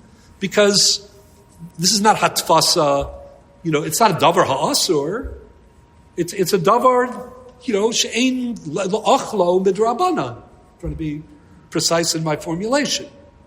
So if this is the case, then we can really appreciate all of these issues really come to, a conclusion. And indeed, this is how the Rambam himself actually read these sugyas. The Gemara in Brachos, which says, Kavod Abrios, right? What happened to Kavod Abrios? It's Kavod Abrios is Dochalos Aseh Shabbatorah. How could that be? Right? Ein Eitza, Ein Tvuna. So Lo Sasur. The Gemara says Lo Sasur, that's also Doraisa. Says the Gemara, Asmechinu Rabbanan, right? Lo Sasur is connected to Rabbanan. The way that the Rambam will read the Gemara is not Kahai Lo Tiknu. And not it's all an asmachta like the Ramban. He reads it a third way. What he reads it as saying is, Kavod Abrios is defined at the first stage of the violation. Namely, you have a Maisa Iser D'Rabbanan, let's say a Levishas Kalayim D'Rabbanan, right? So that the first stage is not, it's Losasur. The first it's Levishas Kalayim D'Rabbanan. So if Levishas Kalayim D'Rabbanan has a heter of Kavod Abrios on a D'Rabbanan level, right? So what the Gemara is saying is, Lo Sasur only applies Asmechinu when there's a D'Rabbanan. But here there's no D'Rabbanan. Indeed, that's how the Rambam understood the din of Vitzivanu. The din of Vitzivanu in Chanukah, as well as in everything else. The Rambam in Perek Yud Aleph of Hilchos Brachos adds an extra line, Perek Yud Aleph Halacha Gimel. See if I can find it. Second. Rambam says, this is number 26, page 12. V'chein kol ha-mitzvah she'en b'divrei sofrim, bein mitzvah shu chova b'divreihem, kegon, mikra megillah, hadlakas ner, b'shabes, I'll get back to this in a minute, hadlakas ner Chanukah, bein mitzvah she'enan chova, kegon eruv, til sedayim, b'varech halakol kodem l'asiyasan l'asher kedeshanu, b'mitzvasav v'tzivanu la'asos. And then the Rambam, repeating the Gemara, says, V'hechan tzivanu b'Torah. So he says, Shakasuv asher yomru l'cha ta'aseh. That's the aseh side of the Lo Sasur, as the Kessler Mishnah points out, because this is the aseh d'Rabbanan, not a lav d'Rabbanan. But listen to the explanation. Nimtza inyan adavarim b'hatzon kachu. Those are extra words of the Rambam. So what do I mean when we say v'tzivanu, when this is d'Rabbanan? Asher kedeshanu b'mitzvosav, Shatziva b'hen l'shmoa me'elu shatzivanu. Not that Ner Chanukah or Ner Shabbos or Mikra Megillah turns into a D'Rabbanan and therefore it's Bichlal B'tzivui. It's that you should know you have to do these D'Rabbanans and our Doraisa requirements and Doraisa consequences if you do or don't do this. And in that sense, it's Shatzivanu. So the Rambam's Hatzos Hadvarim is actually perfect. Moreover, that is, I think, the pshat that the Rambam is emphasizing in the sugya of Kavod Abrios that I was talking about just a minute ago. If you look at the Rambam in Hilchos Kilayim, just give me that for a minute, and then I'll get back to the end. In Hilchos Kilayim, is there Hilchos Kilayim somewhere here? I may not have put it in. I forgot to put it in. Perek Yud 11. What is it? Okay, good. Perek Yud. Haroa Kilayim Shel Torah, page 7. Haroa Kilayim Shel Torah l'chaveiro. Afilu mehalach b'shuk kofetz lo v'kor lo miyad. Afilo Yerabo Shalim Do Chachma. Wow. She'ein Kavod Abrios Docha Iser Lo Saseh HaMefurash Batorah. So what does the Rambam emphasize? What's the difference between Lo Sasur and everything else? Because it's not a Molava Mefurash Batorah. What does he mean it's not Mefurash Batorah? And therefore you're Marmekil? Maybe. More likely what he means is, because you're not in violation of Lo Sasur, right? You're only in violation of Lo Sasur if you violate the Isur D'Rabbanan fully. But if it's Mishum Kavod Abrios, it's not Kai Gavna Tiknu. Just that's the standard level of mitzvahs D'Rabbanan, even if they didn't structure it that way. They're not mitzvahs D'Oraisa. The Chefza Shel Mitzvah, the Ma'isa Mitzvah, none of these are D'Oraisa. Oh. This is the case, so we can very much appreciate the Rambam. And if we can appreciate that, we can appreciate why the Rambam didn't apply Perek Daled, Hilchos Mamrim, to Perek Aleph, or Perek Aleph to Perek Daled. Meaning, the Ramban assumed, if the Rambam holds that Zaken Mamre applies even in an argument about a Din D'Rabbanan, as long as the impact is Dono Koros V'Shigas O Chatas, if that's the case, then it must be that it's based on his own view that Lo Sasur applies, right, on a Doraisa level to every D'Rabbanan. So there's no difference. He's obliterated the boundaries between D'Rabbanans and Doraisa. But if that's okay, what do you do with the Sifrei that explicitly says there's a difference between D'Rabbanans and Doraisas? But according to what I'm suggesting, I pointed out before, I don't think the Rambam in Perek Daled has anything to do with Perek Aleph. He certainly doesn't mention it that way. It's not the way the Kesef Mishnah and Radbaz took it, although the Mishnah Lamelech signs up with the Ramban. But I think the point is as follows. First of all, Zaken Mamre himself doesn't have to violate. In the beginning, it's a Beis Medrash discussion. They're discussing the consequence of a certain psak. But either way, according to the Rambam, and especially for that reason, if the Rambam had held every D'Rabbanan was a Doraisa, that would be a stira to the Sifrei. But the Rambam doesn't hold that way. The Rambam knows that there's Chefza Shel Isur Doraisa and a Ma'isa Veira Doraisa, and that D'Rabbanans are not that. And even Lo Sasur is not a Ma'isa Veira Doraisa. It's the idea, it's the support system, it's the idea that in addition to biblical law, you're obligated to support the Chachamim to make sure that in every generation, right, coming from the Chachmei Masorah, from Bezna Gadol, which the Rambam so beautifully in the beginning of Hilchos Mamrim, Perek Aleph Halakha Aleph, defines its triple charge. The embodiment of Torah Shebaal Peh, the decision, Supreme Court making, body, but also the legislative body of Klal Yisrael, to ensure that no matter what happens, L'Kula and L'Kumra, that there'll be balance in the biblical system. That is a Kiyum D'Oraisa of Lo Sasur. And to ignore that is a kind of rebellion, or a Rishus HaGavra, or an Isur Gavra. And indeed, when you're talking about Zaken Mamre of all things, right, of course the difference between, if you need a Chefza, argument on a Chefza D'Oraisa, then there's nothing, that's not going to apply according to the Rambam. There's nothing to do with the din of the Rambam. Oh, okay, let me talk about Hanukkah, just so my time is running out. Let me just talk for a minute about Hanukkah. I was going to speak more, but we're running out of time. Let me just speak quickly without too many more marmakomos about Hanukkah. Oh. So the Gemara said, just to point out, in light of everything that we've said, I hinted at it at the outset, and that is, there are D'Rabbanans and there are D'Rabbanans. And even on the level of mitzvos D'Rabbanan, there are D'Rabbanans and there are D'Rabbanans. First of all, it's curious. I don't know what to make of it. I'm not sure I have the answers, but I do have some questions to share, and maybe some suggestions. The Gemara in Shabbos Chav Gimel Amud Aleph, Sukkah Mem Amud Aleph that I mentioned, the Gemara says, Asher Kedeshanu B'Mitzvos V'Tzivan. There are many brachos that are mentioned in the Gemara. It's just curious and interesting that when the Gemara asked this question, by Vitzivanu, and they said Lo Sasur, that it's focused on Ner Chanukah. I'm not sure why. Maybe because it together with Megillah has a certain special status.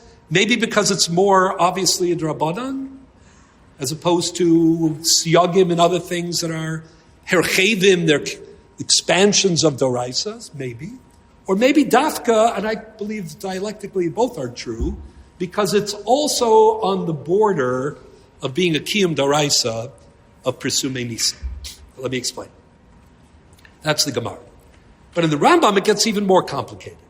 In Perek Aleph Hilchos Brachos, Halacha Gimel, which I just read, right, the Rambam mentions Chanukah when he talks about Vitzivanu, and he gives a very nice explanation, but he mentions it only as the third example, almost like he's hesitating. Even though the Gemara, it's the example. You would have thought that the Rambam would have embraced that. Right? It's Mikra Megillah, it's Ner Shabbos, and only then is it Ner Chanukah. And that's strange. More to the point, I'm not going to read it inside now, but if you look in Hilchos Chanukah, when the Rambam records the brachos, I mean, straight out of the Gemara in Shabbos, two places, one in Perek Aleph Hilchos Brachos, but that's more klali, context.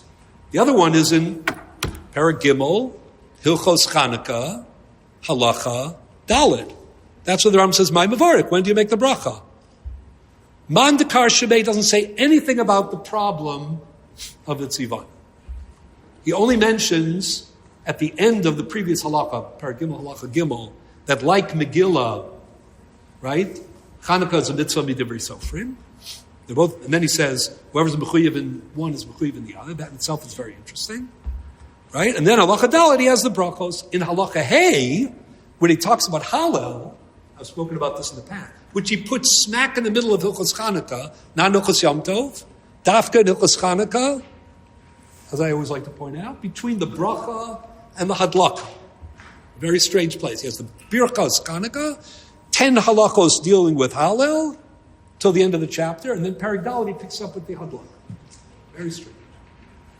I think to signify the relationship between Chanukah and Hallel.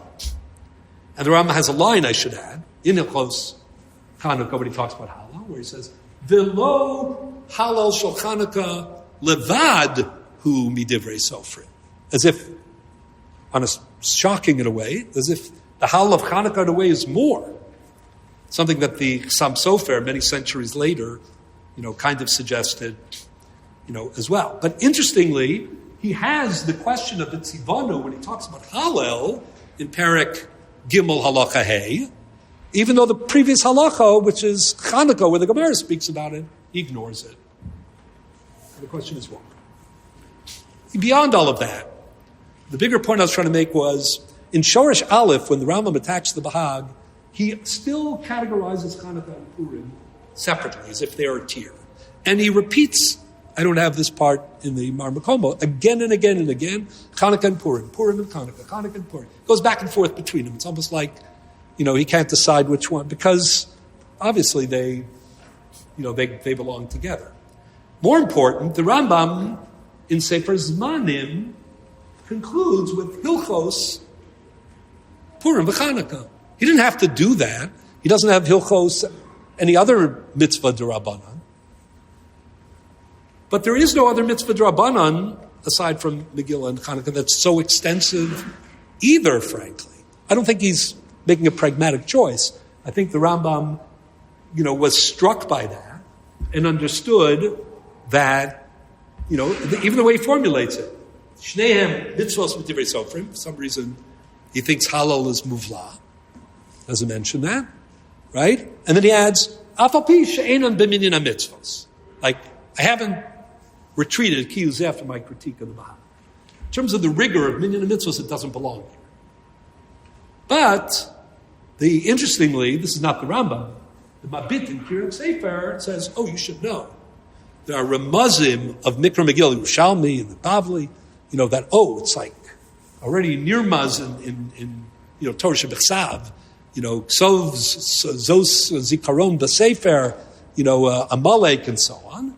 And then he says, and by the way, Chanukah also has Ramazim, the Psukim in the beginning of Baloscha, like the Ramban, as everybody's aware, quotes that beautiful medrash about, the Nesiim, in the Chalisha Sadas of Aaron Cohen. That's how the Kiryat Sefer, the Mabit, starts, Chanukah. As if to say, you should know, not just that there are extensive dinim here, and therefore practically, he has these halachos. These are moadim d'Rabbanan. And then when you consider, how does Hilchos Megillah begin? The Rambam has the halach based on the Gemara, but the Rambam really asserts it very strongly, which is, Afilu Kohanim, right, are mevatlin me'avodasan, and everybody's mevatl for Talmud Torah. That's a big issue. Is that a kiyum daraisa, mikra Megillah, that it allows you to override dinim daraisa? But when it comes to Chanukah, you have equally powerful ideas. The most powerful is Perek Gimel Halacha Aleph, where the Rambam speaks about the background and connects to his comments in Hilchos Yesodei HaTorah.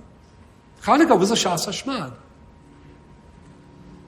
And in Perek Gimel Halacha Gimel, right, his beautiful explanation that Hoda'ah is expressed through, being Megala, the Nes and the Hoda'ah al Yedei Neiros Chanukah, something that he repeats again in Perek Dalet Halacha Yud Beis, where he says, Mitzvahs Neiros Chanukah Chavivahi Ad Ma'od.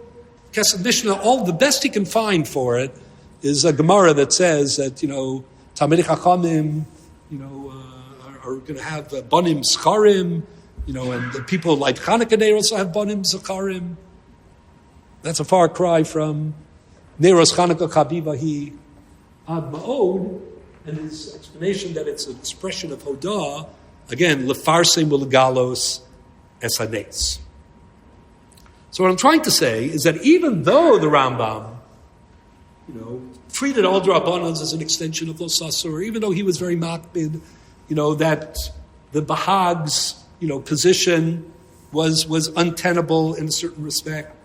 Nonetheless, there is evidence, especially with regard to Megillah and Chanukah, that even the Rambam himself understood that these are on the border of Kiyumim Doraisa. In fact, all the Gemaras about Presumei Nisa are. So I don't have time to go into it now. I have it on the Bar Makomos, but there's a very fascinating exchange between Rab Daniel Abavli and Rab Avram ben Aram in the Ma'aseh Nisim Simanah. Basically, the idea is, the short part of it is, that Rab Daniel Abavli was arguing that Hallel in general should be Doraisa. Only the Hallel of Rosh Chodesh, basically, I have the Gemara here, Tainus on Chafkas of the days, the Gemara says that Rosh Chodesh is Hallel's Drabana. So Rabbi Rambam says, apparently, on the days Shegomrim B'haim es Hallel, mean the Moadim and Chanukah, it's Doraisa. And Rabbi Rambam, went ballistic on this. He wasn't having any of it. But there's another line in Rabbi Daniel Abavli where it basically says that, the idea of Nisim, of Presumei Nisa, Shevach V'Hodah, is a din Doraisa. That's why Hallel and Chanukah, he argues, again, much ahead of the Ksam Sofer, is really a kiyum, not a chiyuv maybe, but it's at least a kiyum, Doraisa. Says, of course, the way that is it saying these particular trukim of Hil, Hallel, and then he goes on to say, the same thing in Ner Chanukah. Ner Chanukah is Mefarsim es Hanes. That's on the border of being a din Doraisa, or maybe this. He says, the only thing is, if you don't do it through Ner Chanukah, but you do it through Hallel, well, let's say you did it through Hallel, but you did it through Ner Chanukah, so maybe that makes the other one, more of a chiyuv, Draban. Wow. But the idea that emerges is this idea based on certain Gemaras. When the Gemara says on Daf Chavdal and Aleph, the Gemara raises the question, about whether or not there's Ala Nisim in Birchas Hamazon on Chanukah. So the way the Gemara says it, on the one hand it's a din Drabanan, on the other hand it's Presumei Nisa. So the normal way to understand, the way the Rambam understood it was, it's a din Drabanan, but there's Presumei Nisa. But according to Rabbi Daniel Abavli and the Ksam Sofer later, and Rabbi Yerucham Fisher Perlo and Sefer Mitzvah Sajagon, the way to read the Gemara might be, is Chanukah really Drabanan? Or is it Presumei Nisa, meaning it's a Kiyum D'Oraisa? So I'm just going to leave you with this thought and then wrap up. But the Gemara says in Rosh Hashanah, talks about Bittul Megillas Tainus. Fascinating Gemara. And then the Gemara says, well, what about Chanukah? The Gemara says that they were in Battle Megillas Tainus, and then it was Chanukah, and then it was clear that some of the Amoraim refused, to to abandon, the appropriate observance of Hanukkah, even though it wasn't, even though they're Mevatel Megillas Tainis. So the Gemara says, what's the difference? So the Gemara says, because Hanukkah has a mitzvah. So the Gemara says, so what?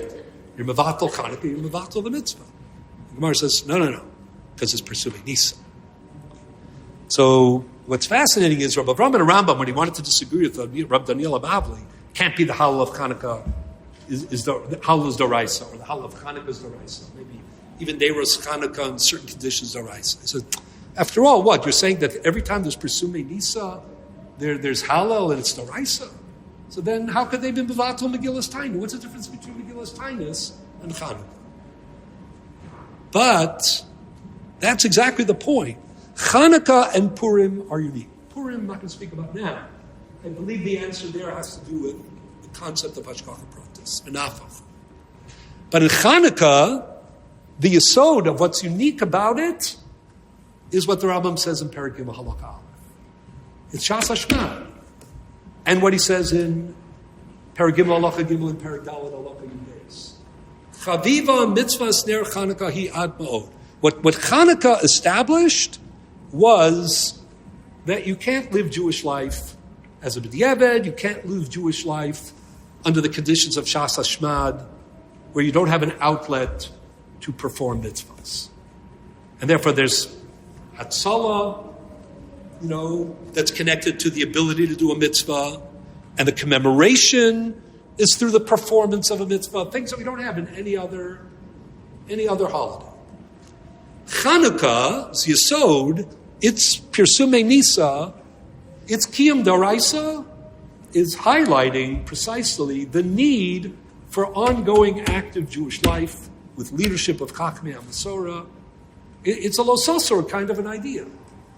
It shows that you can be shomer every Sif Katan in the Shulchan Aruch in your time, and it could be Lashgicham Torasecha Labiram Michuke Ritzonecha, and that is a fate, right, that you can't come back from.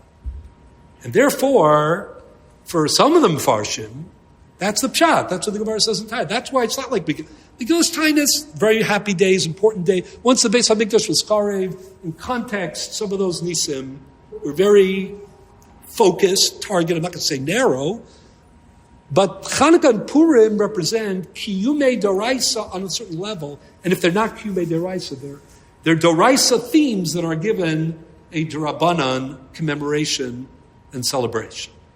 And that's why this Hilchos Chanukah or Purim. And that's why even as he's opposing the Bahag, the Rambam is always separating Chanukah and Purim from everything else. And that's why I think he was hesitant. The Tzivanu problem isn't as big a problem for Chanukah as other ones are, frankly. Now, if that's the case, we can really appreciate that even with Losasor, because of what Losasor really is about, that it applies to Chanukah, but it highlights the uniqueness of Hanukkah as well. Let me just conclude with the following. I mentioned that there is this fascinating argument between the Rambam and Ramban. Halacha also, the Rambam says that the reason we say Vitzivanu is because of Lasasar. And the Ramban says it's because Shal Avicha V'Agedchas Kenecha V'Yomrulach. So we spent some time tonight discussing, Bezin HaGadol and Chachmei HaMasorah, the indispensable role that they play, and Losasor as a backup so that they can continue to play that role, tweaking the system appropriately, and so on and so forth. One Masorah that we have is through Chachmei HaMasorah, and through the Jewish legal system, and through Jewish law, and that's a very powerful thing, Losasor. But the other one, Shal Avicha V'Yagedchas Kenecha V'Yomrulach, of course, is about family. It's more informal education. It's the Masoras Ha'avos. It's the values and the commitment that you pick up from your home. And whether it's your father or your grandfather, the idea is not so much a gender one, it's a parental impact. It's the impact of role models and people who consistently invested, in you, and worked so that you could cultivate the values that make Kedusha and life worth living. Shema b'ni musar avicha v'al titosh Torah simecha. It's interesting, the Ramban, when he talks about, in part of his attack against the Rambam, he says, typically we don't use the word, mitzvah d'Rabbanan. We can speak about Torah d'Rabbanan, but not mitzvah d'Rabbanan. So it's an interesting idea. But Shema b'ni, musar avicha.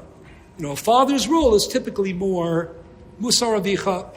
He very specific instruction, and Shema b'ni,